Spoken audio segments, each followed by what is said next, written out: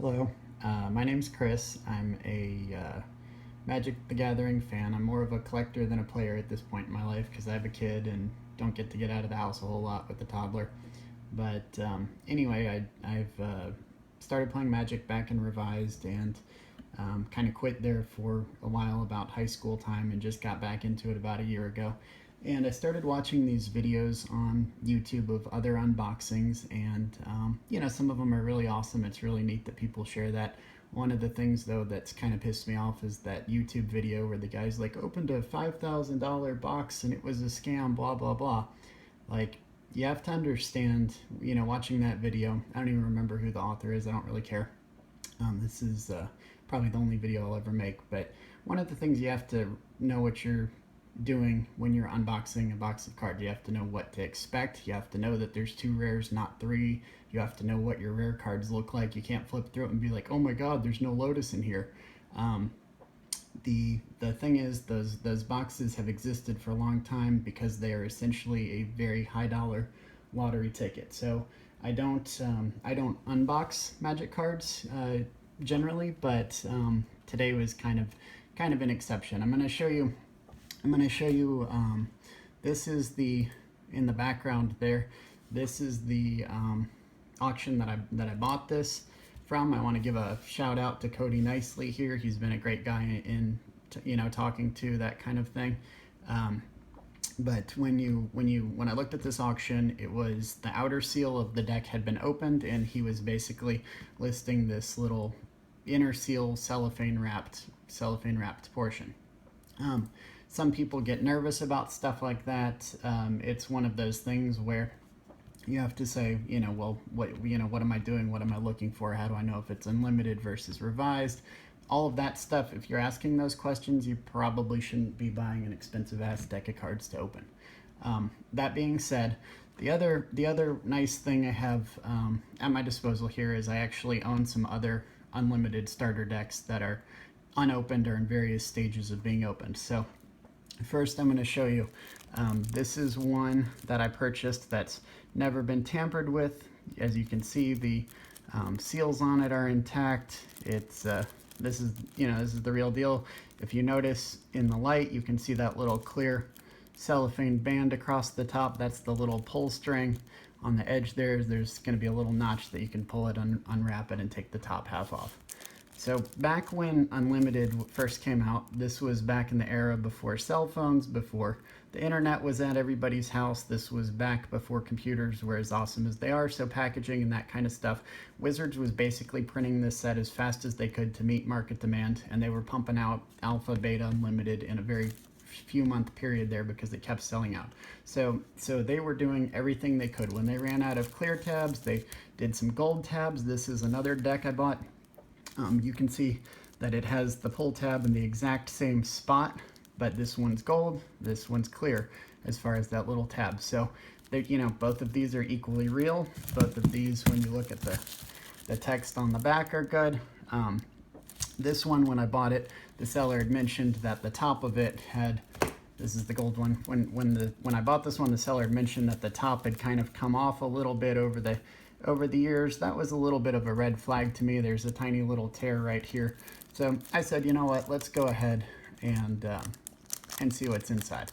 So I opened the top here, and a good sign on an old deck like this, you'll see a little bit of wear on the corners. That's normal. This thing's 20-something years old, but when you open the pop top there, it's not all dirty and wrinkled and whatever, and you can shake them and listen to like the thud of the inner seal banging around in there, and that tells you have a sealed deck. So this is what a typical unlimited starter deck looks like. You have your book, you have your beautiful mint card edges here. There's no dings or nicks or anything like that on there. You have your little seam line here where it met in the middle. One thing that they did differently in Unlimited versus, for example, Alpha, is they put the rare cards, generally speaking, closer to that instruction book in the middle there, just so that the little cellophane doesn't pull on the corners here and distort it backwards and give you a less than perfect mint card, or that sort of thing. So I personally would never open an alpha deck because there's a very high chance your rares are going to be in less than gem mint shape. So This is, you know, you can tell it's unlimited. It has that nice little bevel there. So this is kind of my basis for comparison. The deck that we're actually unboxing today, the reason I bought this one off of eBay, this was the one from Cody. This is the one we're going to be popping today. This one did not have the outer seal. The box, you can tell, is kind of dinged up, but again, if that piece of that outer seal's been missing for a while, it can, you know, there's wear and tear through 20-something years of experience. Now, when you open the top, you can see that it's still in pretty good shape. It's not been around the block. I believe this is the original box. Now, what's interesting though is that, so this is the deck. One thing that you need to know, again, talking about knowing what you're doing, what's weird about this one is the rare card is at the edge. So does that worry me? No, not especially, because like I said, back then they were making these things as fast as they could. Everything else here is pretty much as it should be. This is the other one, and you know, next to it, we'll notice that the rule book and the commons and uncommons are in slightly different spot. That's a-okay. The little seam here is pretty much the same. It's spot on. Everything looks good. So these are both legitimate sealed products. There is no hard and fast rule on where the rare card is, apparently. So that being said, one of the things that they did start doing on Unlimited was they started having a basically computer putting in automatically placing the cards in the deck. And so when they do that, if you watch other people's unboxing videos, again, as a rule of thumb, not a hard and fast rule, you can actually predict what the second rare is going to be. And again, remember, they didn't start putting 3 rares in a starter or tournament deck, as they're called now, until right around Revised. So every Revised deck I ever opened had 3 rares in it. I read somewhere that some of them only had 2, but everything after that seemed to have 3. So that being said, there's a couple unboxing videos where somebody opens a fork on their first card, and then the second card is the Death Lace above it. So what you can do, little shout out to Vintage Magic here, that's their playmat I'm using from an order I made a couple months ago, and this is a picture that they've posted on the internet that is a picture of a framed rare sheet from beta. Yes, I know this is unlimited, but the sequence on everything is the same from unlimited to beta. So when we look at the deck here, a contract from below, when we look on this rare sheet where it is, it's right here. Okay, so you can see that right here. This card is that card. Yay! Okay, so what's exciting is if you have your fork, let me see. So if you have your fork right here and the second card is the Death Lace, the reason I'm unboxing this versus putting it with my other sealed products is I think there's a high chance that this contract from below that above it will be hopefully a piece of power. That would be really cool. I have one of these to compare it to once we, you know, if we get lucky and that's what it is, we can compare it and make sure it's authentic and that kind of thing. Another thing that you want to do before you open a sealed product, if you can in a situation like this where you don't have the double seal, to make sure that everything's in good shape, is you want to, you know, you can kind of look at this and try to make sure it's not a counterfeit before you open it. So the first thing you want to do is make sure you're not buying a revised starter deck. And again, that goes back to knowing what the hell you're doing. So this is a revised Demonic Tutor that I pulled from a pack a long time ago. You can see that the name of the card is very easy to read compared to the Unlimited. You can see that the border on it is a little bit, sorry about the lighting in here, it's natural lighting, and it's a little bit of an overcast day, but you can see that the border is a little bit darker compared to the Revised. The other thing to note is the name of this card. Let me see if I can zoom in here for you guys. There we go. So the name, you can see the Demonic Tutor versus the contract from below. You can see the alignment where the entire sea of contract from below, if you were to follow this border up, you can see it's actually further to the left than on the Revised. There's a bigger gap between the Revised title and it's a further left justification on that. The other thing that is probably worth doing before you crack one of these packs, which are, you know, go for $1,000+ is look at it closely and look for the proper printing pattern on the cards. It was a little bit hard to see in the eBay auction, so what I did was I purchased a little, I guess kind of like a little microscope thing here that you can take pictures with, and you can put your whatever it is in question under it and turn on the light. Ta-da! And I've already saved us the time of looking at the, you know, doing the zoom and that kind of thing. But one thing that you see, and it's a little bit harder to see. I had better natural light a second ago, but basically you can see that little printing pattern on the card. That's very classic and expected. But where you don't want to see that pattern, you don't want to see that in that outer border, that black beveled, or in this case double beveled border, and we don't. We can see that little dot pattern stops right at that border. So that's a good thing. That's a good thing. There we go. So, yep. So that's the little pattern that we're talking about is right in there. Okay. All right. So I'm convinced that this is a real deck, and I'm convinced enough that I'm going to open it. And so to open these, you know, a lot of people will put on gloves. I think gloves are a little bit overkill. I think if you wash your hands and you don't, you know, sit there and mess with the card for an hour, then you're probably going to be fine. When they grade the cards, if you send it off into grading like that other Ruby, they don't wear gloves when they do the grading process. So I'm not going to sit here with this sweaty thing and you know, put smudges all over it. Before you send them off to grading, it's always a good idea to do something like this, a little microfiber, you know, screen cloth, so you don't leave finger smudges on it anyway. So not worried about that. That being said, I'm not going to try to spend 5 hours staring at every single common in this deck. So I'm going to take a brand new little scalpel and just draw it along the middle of the rule book, because you can buy the rule book for next to nothing and it's not going to damage it. So there we go. All right.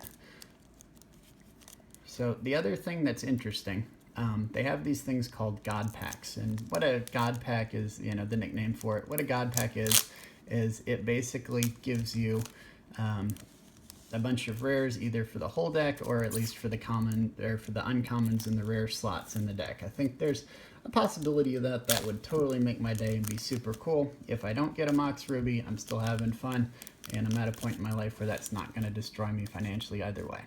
So I'm going to gently take this over.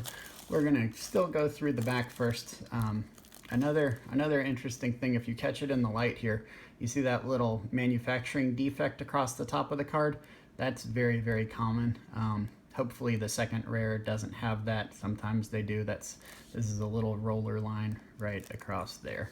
So hopefully that doesn't screw things up too badly for the second rare. So that being said, let me zoom back out. Okay. So we're gonna pick up everything up to that rare, or up to the rule book there, and there, you know, that is the proper rule book with the bog wraith on it, the art from that. So again, that's good. We see our double beveled card, so we know we're not looking at a revised deck, of course. And we'll flip through and see if there's anything cool in this. So clearly it's not a god deck as far as the commons go. Some very nice, you know, common cards. Nothing too exciting. Disenchant, Creature Bond, Stream of Life, Invisibility, that's a cool one. It's pretty nicely centered, so optimistic about that so far. That looks very nice. I'm going to set these to the side. So everything below this rule book might be an uncommon. There were some, you know, basic lands on the uncommon sheet, so that, you know, that happens too. That's not the end of the world. That's to be expected. That's also normal. Okay, so Death Grip looks good. Okay. All right, Swords to Plowshares, cool. Wall of Stone, still some commons. Boom, there's a Berserk. That's nice. A little off-centered, but looking good. Okay, burrowing. So I'm feeling pretty confident that this wasn't some sort of repack or anything like that, because nobody would put a Berserk in one of those. There's the Copper Tablet. Such a great card. Library of Lang. Cool. Cool. Let's see, Living Wall. Not bad. There's one of those islands that we were talking about and being in the uncommons. There's a Hurricane. Too bad it's not blue, and with the copyright date at the bottom, that would have been neat. White Knight. Looking good. All right, Mountain. And then here we are, last two cards. We know what the bottom one is. So the question is this guy who we want it to be? And the answer is Shazam. So there we go. We've just opened it. It is a brand new, first person to touch it is me, Mox Ruby. We're going to be responsible stewards of this nice card and immediately drop this bad boy into a penny sleeve before I do something stupid like rest my elbow on it.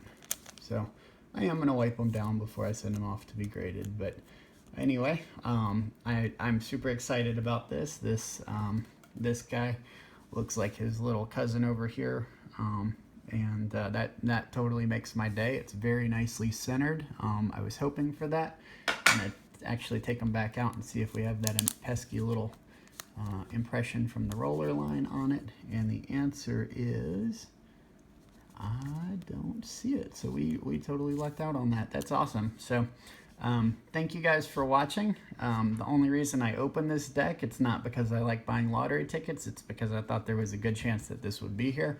And the good news is I'm not out, you know, thousands of dollars for opening a crap deck. That's why the other ones aren't getting opened. Not because I know that there's crap in it, but because this was an uneducated guess, or an educated guess, and you know, the other one's just kind of dumb luck. So I don't quite have the balls to open the dumb luck ones, but knowing what you're doing, not being afraid to buy an opened product, just knowing how to authenticate it and make sure you get what you get, that's what it's all about. So I hope you guys enjoyed this video. I'm super excited about this. If I get off my butt and send this in to get graded, I'll let you know what it comes back as. But anyway, this is 2017, and you know, it's kind of cool to pull a piece of power in this day and age. So that's I hope you all enjoyed that as much as I did. I'm super excited about this. So I hope you guys enjoyed it. Have a great day. Bye.